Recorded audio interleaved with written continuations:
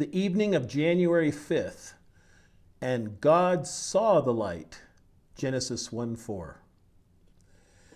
In this morning's reading, we notice the goodness of the light and the Lord's dividing it from the darkness. We now note the special eye which the Lord had for the light. God saw the light, Genesis says. He looked at it with complacency, gazed upon it with pleasure, saw that it was good. If the Lord has given you light, dear reader, He looks on that light with peculiar interest. For not only is it dear to Him as His own handiwork, but because it is like Himself, for He is light. Pleasant it is to the believer to know that God's eye is thus tenderly observant of that work of grace which He has begun in us. He never loses sight of the treasure which God has placed in our earthen vessels. Sometimes we cannot see the light, but God always sees the light, and that is much better than our seeing it.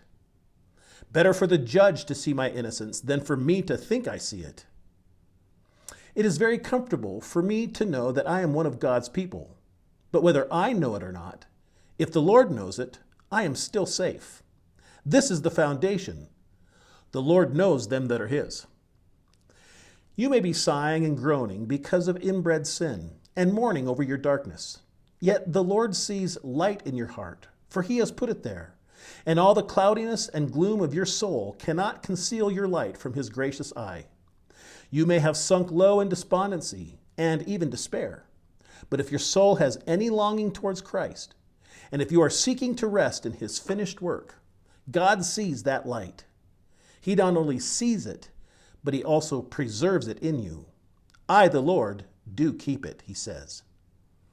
This is a precious thought to those who, after anxious watching and guarding of themselves, feel their own powerlessness to do so.